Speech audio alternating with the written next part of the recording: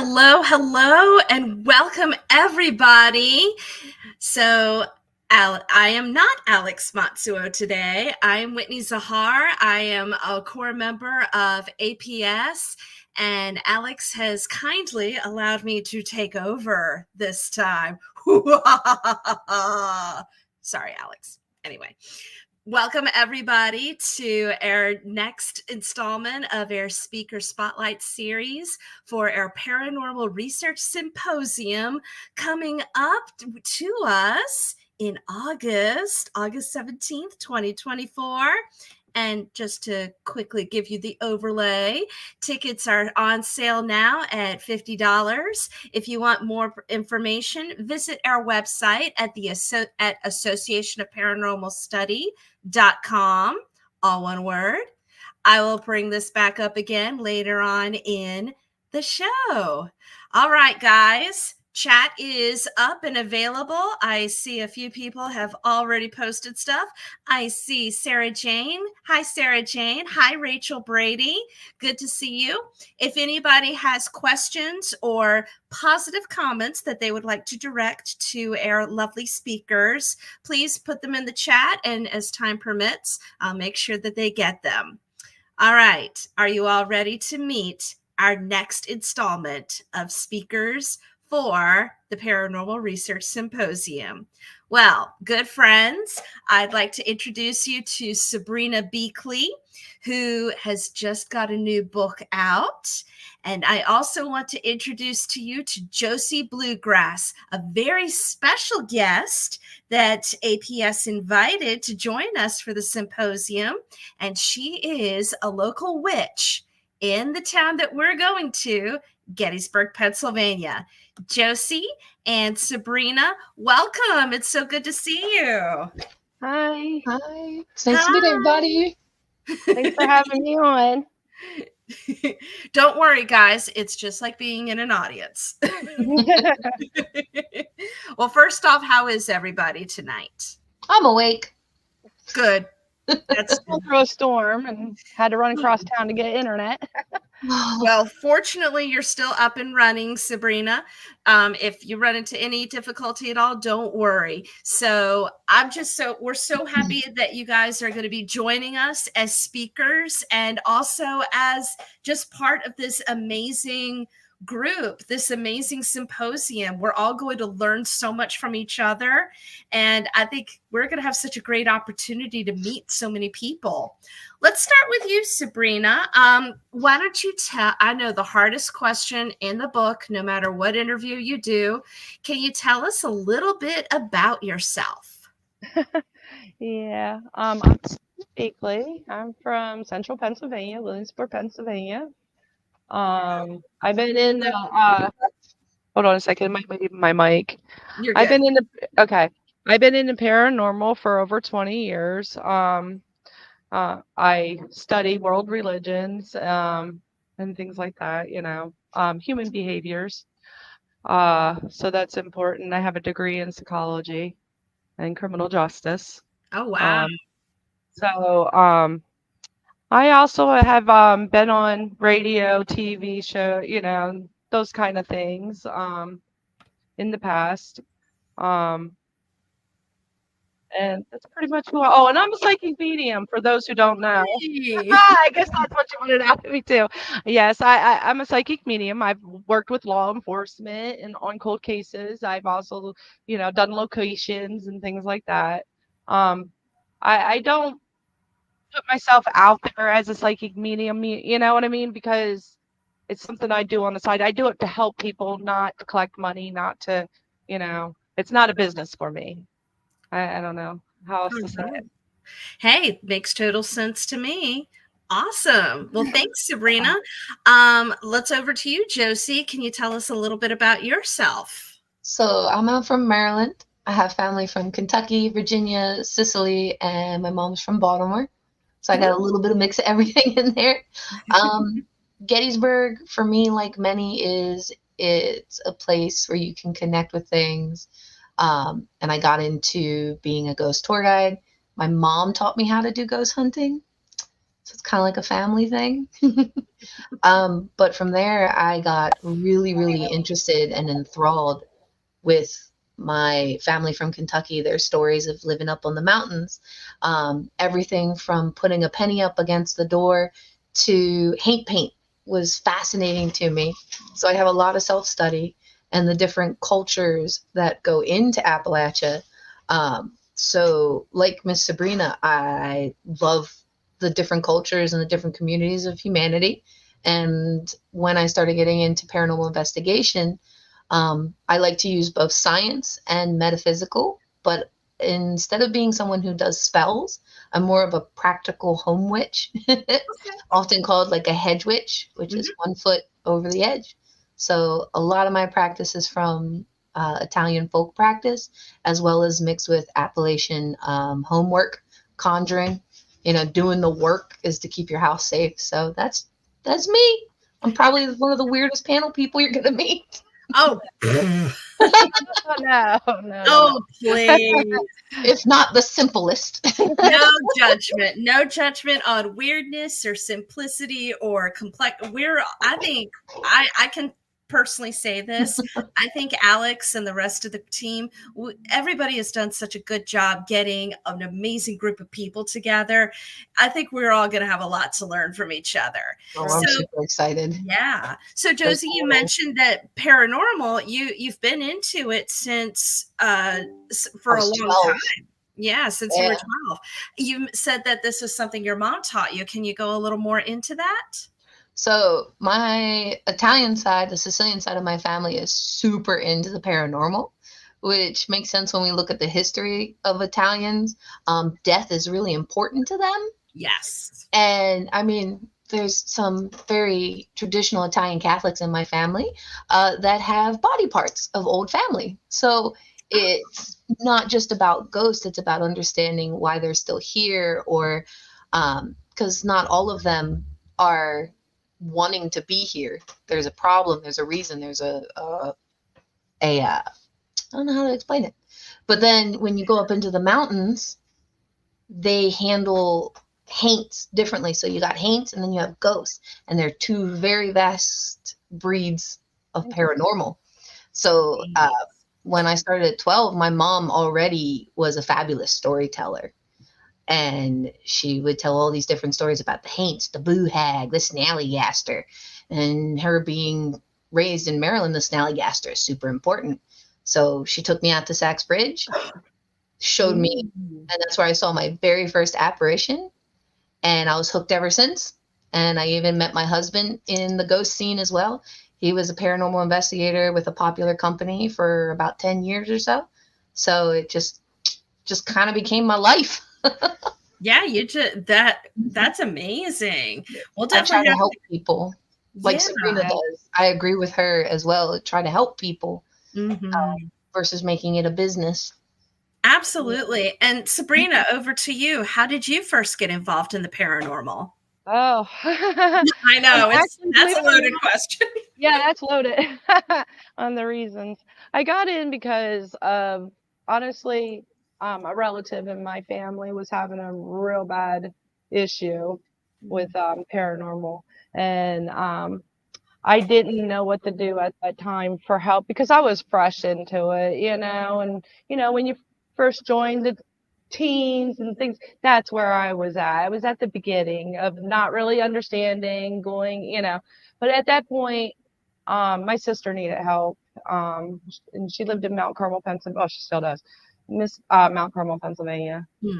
And yeah, it was big, and I was looking for help for her, and that's how I actually got in. But then I was having problems too, and that's what the book's about too. I was having issues of my own. So I was looking for help here locally. I couldn't find anybody to help me. These churches, no. That's obviously not what they do here. So I actually had to go outside of this community, and believe it or not, it was Gettysburg where I found that help. So wow, I love this town. Yeah, it was Gettysburg. It was I want to say 103. I want to say 103. Feminology 103. Hmm. I had went there. Like I said, I was walking around. I talk about it in my book. I was walking around. I had no idea who Mr. Bill Bean was. Um, Bill! no clue who he was at all. So I was and I kept hearing a whisper in my ear, "Go to him, go to him, go to him." And I kind of like stopped dead and stood and stared at this man who was sitting and who would have been Bob. And so he actually had gotten Bill's attention and da da da. Because I was like, I don't want you to think I'm weird, but this is going on and I need help. And I just don't know what to do anymore. So yeah, that's That pretty is much in the Oh, wow. wings, and that was it. And honestly, I go in some of the most severe cases, and I work with Melissa Leeper on a lot of cases too. And we'll call in Bill when needed and things like that. Yeah. that is so cool. Sabrina, can you give us quick the title of your book? My book is called Haunted Freedom. Okay. And I'm putting that in the chat because people have been asking. And funny enough, the statement you just made that you've been on some severe cases, Sarah Jane asked, what was one of the most interesting cold cases you were involved in? Oh, you know what? I'm going to talk about the one I would say it's close to Toledo. I can't remember the town. It's a little town outside of Toledo. And actually the detective that had called me and another psychic I worked with at the time is actually on my Facebook. And she follows me today. But it was very interesting because I don't require no information. I just want a picture. That's it. I want nothing about the case, nothing. So these pictures were plopped down. And I guess what was interested in me, the first two that she plopped down in front of me, I said, I can't get nothing. I don't know what's going on. These people must not be Wow. dead. Nothing on them. So she plopped down two more pictures of people, and then I get on to the one, and we were able to come up with pretty much a lot of the stuff they knew and some things that they didn't know, and we were really helpful on those things, and I've been called in a couple others too. Now solving a case, what people don't understand with psychics is they can't use their information in court. Obviously, a lot of times when you work with them, it's under the belt. You can't really go out there and talk about it, on what the cases are or da da da da too much. But they do. They like to keep it under wraps. They don't like the public to know that they're using psychics on these cases. Yeah. do. Yes, they do. So Excellent. All right. that would be the best one. Yeah. And you're going to have a lot to share at your symposium. Josie, you mentioned that there is a question that somebody brought up for you, and that was, how do you start a conversation with families, the possibility of cohabitating with a spirit, and could you give an example of when banishing a spirit could be harmful? So that's kind of what my panel is about at the symposium, is living alongside haints. Because at least up in the mountains, you can't really get rid of haints. You're kind of stuck with them. There's things up on the mountainside that don't have names anymore, and we don't remember them. They're older than humans can remember. So it would be about the way of living alongside haints and doing the work, as what it's called. To prepare and protect your house, or kind of warding your home. When you come out of the mountains, you've got more modern areas where people don't want to recognize that they might have paranormal activity. And when they do, they sometimes are very quick to find the closest religious leader. And that's when it can become harmful, because you might not know what this entity is. Is it Irish? Is it something a bit more Celtic? Or maybe it is something more Native American. There are a lot of Native trauma spirits left behind. that can cause a lot of damage. And not all paranormal, at least in my opinion, needs to be banished. Sometimes you're just stuck with an extra thing in the house. And it's about like claiming your space. So if it was like a family member that had passed on and kind of hung out here, that's something that you can kind of control because that family member recognizes you. Whereas a lot of native traditions, especially the Navajo or the Diné, they believe in something called the soul eater. And if you do not have a family member waiting for you to take you on to the next plane, that soul eater is going to chase you and try to eat you. And you're going to run into the first place with a light on. And that could be someone's house who was not prepared for the paranormal. So it's having those conversations and teaching people how to investigate on their own, documentation, and then taking those findings and finding the common, I want to say common religion or community, because sometimes not every community has a religion. So finding that common community and getting help from them, because that paranormal recognizes that community and it would help you better. I hope that answered. That was mouse garbage. I'm sorry. That is actually no. That was interesting. that lot is of interesting. Absolutely. Yeah. I read a lot of books. So yeah, that kind of brings me in mind of the night marchers of Hawaii, in which, because what I was told is if you don't have a family member or an ancestor that's affiliated with the night marchers, then they're kind of screwed. Yeah, you better. I was told you need to strip naked and lay down, face down on the ground. And they fully believe that, and these are the traditions that have been passed down It through is their community. I didn't know any of this, so it's all interesting to me. Every story to me has some truth to it. Yeah, right. Absolutely, I believe that. Wonderful. Oh, this is exciting. So you mentioned religion, of course, with the study of religions and human behaviors for you, Sabrina. Someone in the chat asked is, how does that study help you study the paranormal? Well, kind of like Josie's is talking about. Obviously, I'm not going to go into a home, a Christian home, and go in using a Wiccan technique.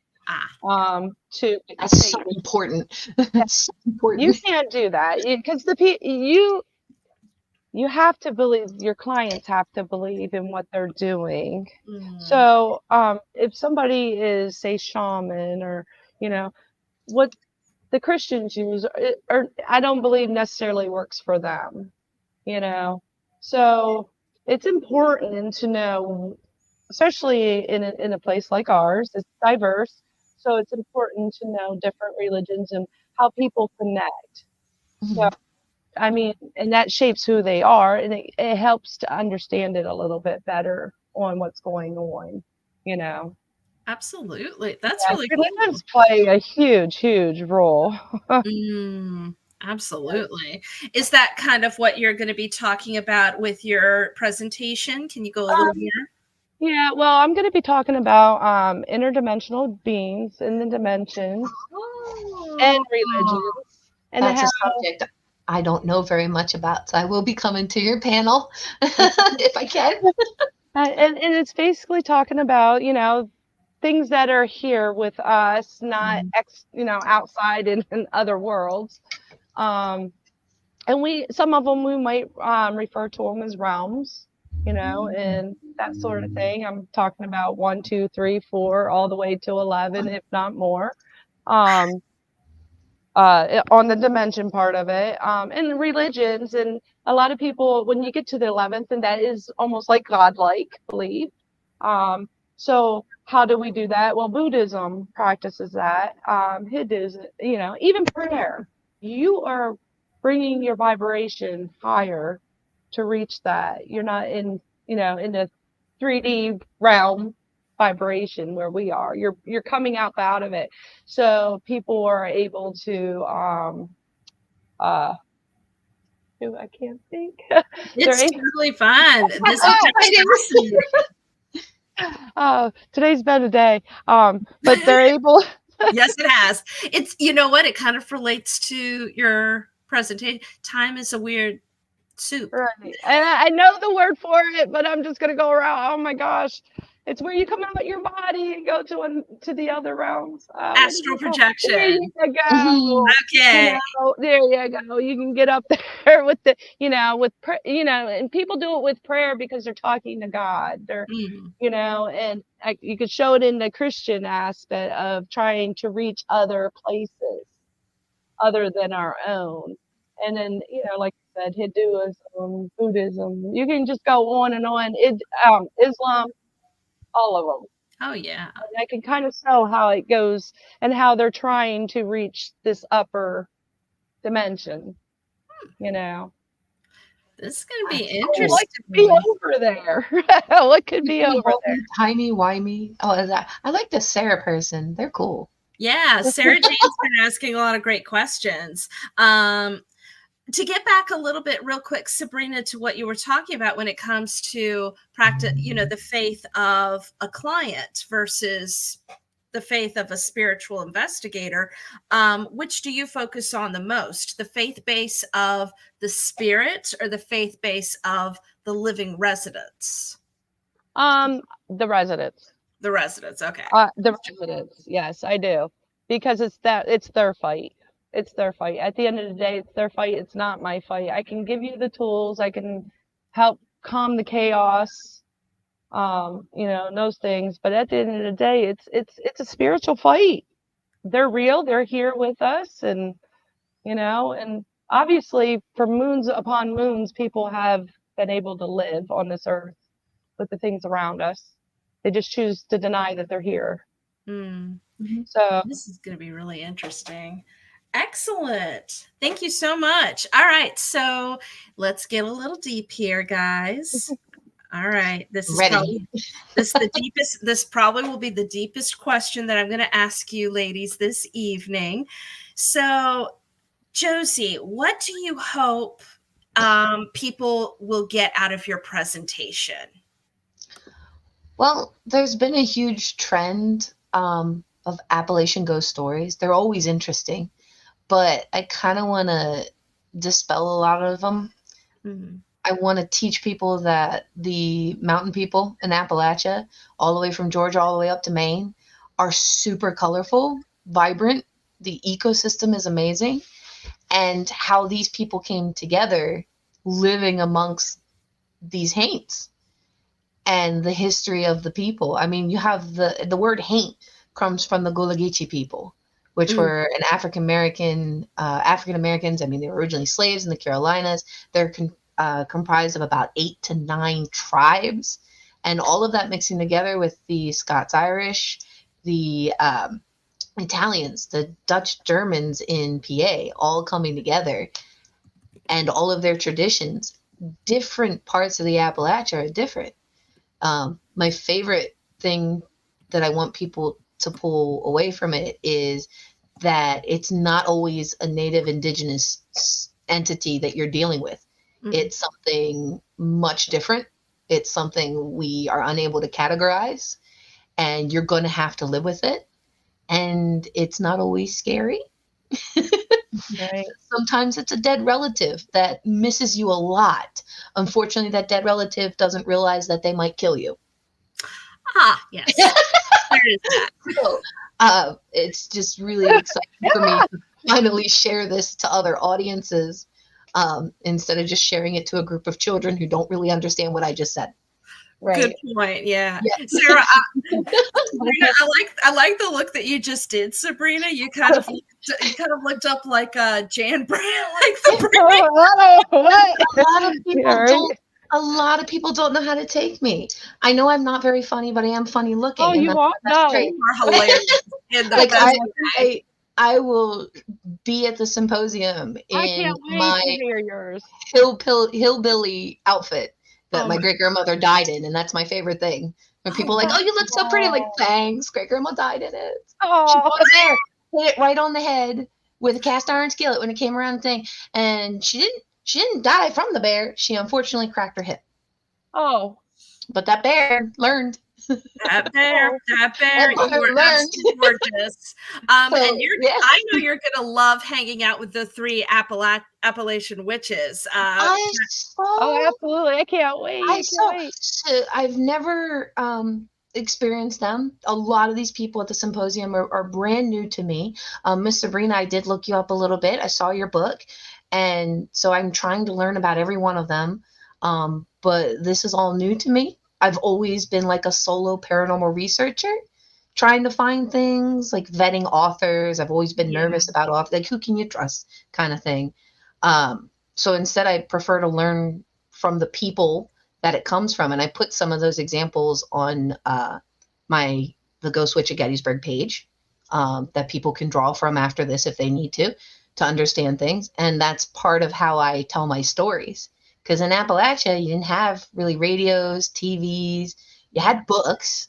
You passed down the same book, so everybody knew the same book. right. But you told stories that were passed down from their ancestors, and that was super important. So I'm That's kind of awesome. hoping to, I'm kind of hoping to bring that to this audience, and I hope it gravitates with some people. I think you'll be amazed.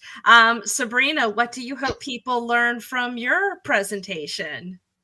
Well, to understand that everything is connected together, Big old web. Yes, it's a web. It is. It's a matrix web. Mhm. At least in this world. So, but yeah, to understand that, no one religion is trying to overdo the other with trying to get to the one source, and you can call it the one source by many names. It's all the same thing, and we all try to up our vibrations, understanding the other dimensions and what are in there, and and those type of things. And another, I had noticed that in this event, somebody is going to be talking about time, and I'm just going to touch that tiny bit in mine, just a tiny bit. So I can't wait to hear theirs. But our 3D world, we don't have time here. So it explained. A lot of people are like, "What? What do you mean? It's da da da da." No, no, Not so, that kind of time. not that kind of time. So. And a little bit understand that, because that's the whole transition of the what goes on to there to here, and understanding why we see for instance, shadow people. That's a good one. Why do we see them that way? It's because that's how we perceive them when they're in our world, because they are from the 4D world, or the 4D, Oh, so yeah. that explains a lot. And they can't be, it's kind of like us trying to cast ourselves in the 2 dimension. We wouldn't look very good. So Okay, that's that's where mine's kind of gonna go with, so what if that makes sense. Yeah, what I'm liking about what you all have been sharing so far, I mean, I'm seeing some amazing connections and synchronicities between some other people that are coming. So it's like you said, it's going to be a really cool web of intrigue. Yes. Oh, absolutely. Absolutely. Sarah Jane would like to know, Josie, are you planning on writing a book about the Gullah Geechee and the history? Is that something that might be on the horizon for you? No, not me personally, but I do believe more in uplifting, promoting, and supporting people from that community. So, like, I could definitely post some things from Gullah Geechee people to learn more about their history, because that is my motto: learn it from the people it came from. That would be fantastic. That's just my motto. Yeah, absolutely. I was like I said, I'm simple. Yeah. Miss Sabrina is a very sophisticated lady. I love her already. But me, I am a simple mountain person. My great grandmother. I want to be like you. And the rest of me, I mean, like, my parents were divorced, so went to Kentucky, came on back to Maryland. Mostly grew up in the backwoods of Carroll County, which is a whole beast in itself. Oh, yes. But we Oh, did yeah. have the Snallygaster in the Dwyer, so it was pretty good. We even have a festival. We have a Snallygaster festival, too. Snally is cute. Oh. Snally is It's cute, cute. and cuddly. But it made people really, really sick for a time because apparently Marylanders were eating the eggs. So, and Well, that's, What is that's that? very What are you Marylander talking vibes. about? What y'all talking about? I have no clue what you're talking about. I'm in The Pennsylvania. Snallygaster. Snallygaster is a cryptid. Mm-hmm. But it's Yeah. also a haint, It's a haint. if that makes sense. Yeah. Okay. You had me lost there. I'm like, what? So it's mostly in the Blue Ridge Mountains of Maryland. Okay, gotcha. Yeah. All right. So it can be nasty. Yeah, if you eat their eggs, and that's a dumb thing to do, don't eat the eggs, people. Well, that's Marylander energy, honestly. Mm. Anything with old gray on it and mustard, you're gonna eat it. Fair enough. So, I will be talking about the Snallygaster on my panel. As part of fantastic, because learning how to live with them. yeah, you're hooking people's interest with the stories already. Yeah. I hope I get people interested. Yeah. Because I'm excited to share it. Just so you know, folks, if we do have time, we'll see if we could do a short story tonight just to give you guys a little taste of what's to come. All right. Now, you guys also, both of you have a connection to Gettysburg, whether you've lived there or you've spent time there. What is it about Gettysburg to you? What is it about this place? Go first, Miss Sabrina. Well, for me, I've always called it my home away from home. Anybody that knows me. I honestly feel like I belong there. Like honestly, if I could, I'd move there. Wow. I do. I love Gettysburg with all my heart. It's history, the enrich of the history. It goes deeper than what you just see there, and to understand. And then the people are there. They're just wonderful. Just the stories and just everything everybody does in Gettysburg for the tourists and however, I've never had a bad time there. I absolutely just love it. I love the history. I love seeing everything, and I can go there 100 times over again. And you can't get tired of Gettysburg. At least not with me. Take away the Civil War. What do you think is one surprising thing that people wouldn't expect about Gettysburg, Sabrina?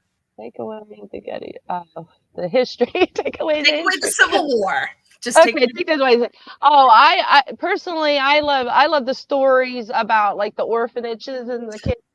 Mm-hmm. What happened there? Rosa Carmichael. Oh boy! Don't tell me too much. I'm apparently gonna meet her because I'm getting wrestled into going. The tour guide for Rosa Carmichael is a fantastic storyteller, and she's been doing it a long time. Yes, and I love it. I love it. You can hear her for blocks. Yeah. Love her. Ooh, that kind of storytelling. Oh, I'm excited about that. I'm sorry I interrupted you, Sabrina. No, you didn't. But the orphanage is a little gem there. Okay, yeah. Good to know. All right, a lot to see. There. Josie, what is it about Gettysburg? I mean, growing up in mostly Carroll County, Gettysburg is right there. Mm-hmm. So it's kind of like you're a local. But it just seemed kind of this gross tourism place. Oh, it's the Civil War. And then my mom took me up there, got me involved in it. So I have a lot to owe to her for that.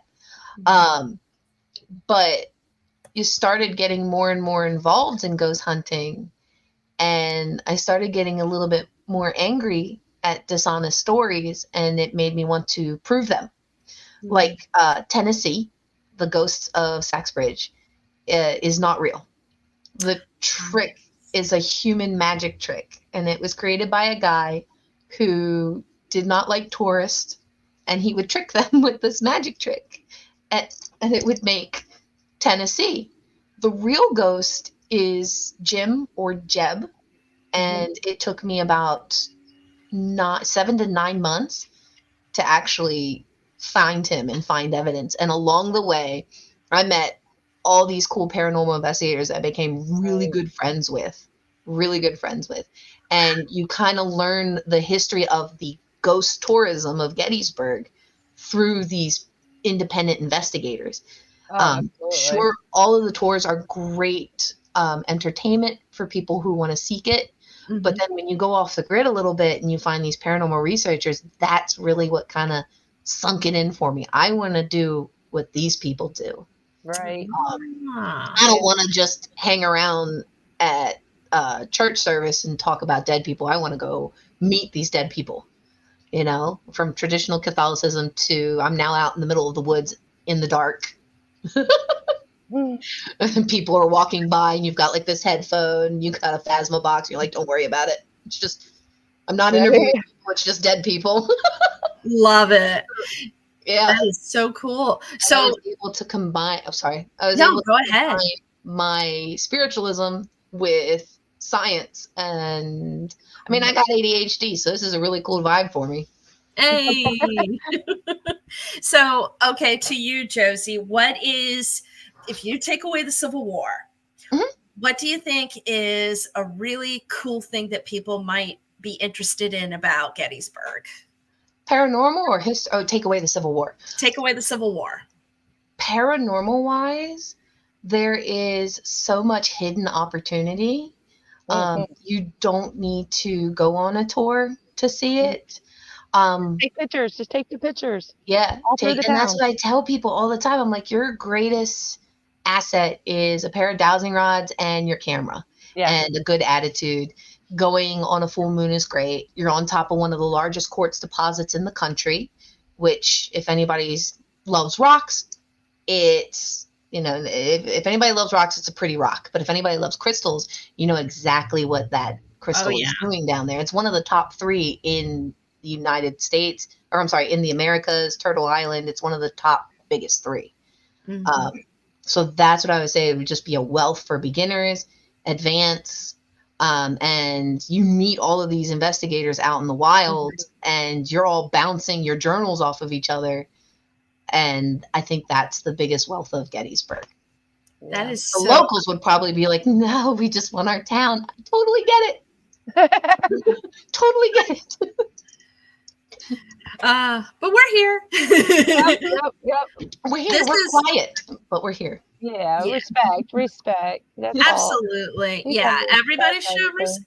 Yeah. Everybody show respect, because this is still, Gettysburg is a play. It's a fantastic place, but it is someone's home. So Yep.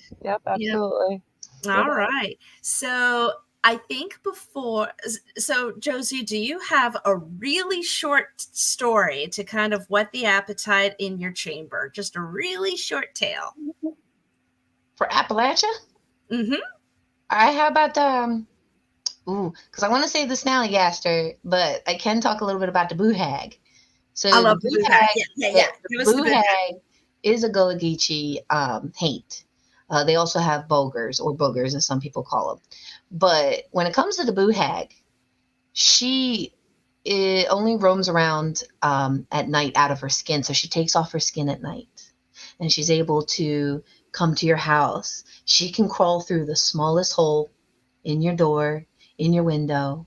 But for her, if you have a wicker broom or mustard seeds thrown out on the ground, haints are compulsive, and they will count every mustard seed. Or she will sit there and she will count every broom bristle on that broom. While she's counting, if you're aware and awake that she's in your area, you're more than likely trying to find her skin. If you find her skin, you can put hot powder, pepper, or even nails inside the skin. So when she comes back to her skin before the sun rises, because if she ain't in her skin by then, she's going to burn up and melt away. But if she gets into that skin and you've already put that hot powder inside, she will melt away, and you've just gotten rid of the Booh Haack. They're pretty nasty, though. If they get into your house because you didn't have a wicker broom outside, you're fixing to be the new skin. Yeah. And some legends say that if you have cheese, I'd be afraid to sleep there. If you have cheese, which is cheese, wool, things like that, they're very high trade commodities in Appalachia. If you had cheese, she'll take the cheese instead of your skin.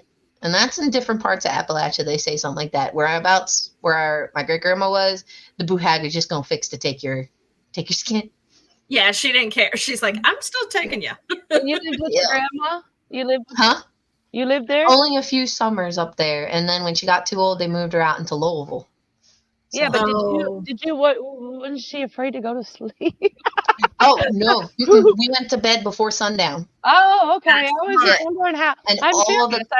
That makes sense. That makes sense. Okay. Yeah, where and about she was Eastern Kentucky, so you had like Cherokee, Shawnee influences there, and they all went to bed before sundown. Do not go outside after it gets dark. So everybody watch out for the Booh Haack. Set out some Yeah. mustard seeds if you got them, or set Or out a wicker brooms. broom. I have And, one outside my house, and I live in Gettysburg. and for heaven's sake, if all else fails, put out the cheese. But don't cut the cheese. Oh, sorry, That was good. That was real good. Alex. I had to do it. I had to do it. Sophomore humor on my part. All right. Well, before we wrap it up tonight, ladies, because we're getting close to that time, why don't you guys just tell everybody where we can find you on the internets and social media? Sabrina, let's start with you. Okay, you can find me on Facebook or X. I'm under on Facebook. I'm under Sabrina Beackley.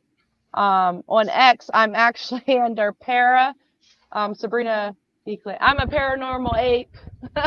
Sabrina Beackley. Oh my gosh. Okay. I'm in Wall Street. That's why. Oh, X, how lovely you are. Fight corruption, guys. Fighting the corruption. You can find me on both platforms.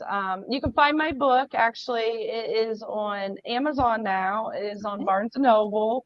Locally, it's at Otto's bookstore. Fingers crossed on that. Excellent. And Josie, where can people find you? You can find me on Facebook at the Ghost Witch of Gettysburg. And that's about it. I currently don't have other avenues right now. It's okay. You're not missing much. No, you're not. Not at all. Like I said, I'm simple. If I got one page, I'm good. Social media is a necessary evil. And we love you guys. We love everybody. Yeah. All right. Any parting remarks to make about the excitement that's going to be the Paranormal Research Symposium? I can't wait. I'm excited. I'm really, really excited for this. Can't wait to see all the panels. I honestly love this because of the fact that everything's researched and things like that. It's not just another one that you come to and then people are just using other people's information and and all that stuff. This is actually researched and presented, and I really like that. So I'm sorry for cutting you off. You are wonderful. I apologize. If you catch me walking around the symposium, wherever I am, I will give you a story if you want one. We'll take you up on that. Oh, girl, I'm going to follow you around. I'll be around in my little hoop skirt all day. I cannot wait to see that hoop skirt. I cannot wait. Oh, my gosh. That is going to be amazing. So, everybody, we're going to have so much fun at this panel. Yeah, come see Sabrina Beackley. Come see Josie Bluegrass. And I am gesturing the wrong way because, well, I'm dyslexic. But we all have fun. We are going to have such a great time. And thank you to everybody that's been viewing today. And thank you to everybody in the chat for all of your questions and all of your positive comments. Let me go ahead and put our wonderful ticket sale overlay right here. Remember, tickets are on sale now. They're available at $50. The symposium is on August 17th in Gettysburg, Pennsylvania. All of the information is up on our website at associationofparanormalstudy.com. And also check us out on social media too. We'll have lots of information. And we're still looking for volunteers. So if anybody wants to come and have a free ticket to the conference and meet some really cool people like Sabrina and Josie, then come volunteer with us. I swear it will be worth your while. All right. And we will make sure that all the social media networks and everything is put up in the show notes. And stay tuned for next week when our speaker spotlight, our guests are going to be Mr. John Sable and Mary Becker. Nice. And if anyone is interested in the amazing field of ghost excavation, where archaeology and historical research come together with a very deep, almost transformative and almost performance aspect, this might be a cool thing that you don't want to miss. So I want to see that one. Yeah, so tune in to our next speaker spotlight next week, same time, same bat channel, with John Sable and Mary Becker. Ladies and gentlemen and friends beyond the binary, have a wonderful night. Thank you for joining us. Good night, Josie. Good night, Thank Sabrina. you so much. Bye. Bye.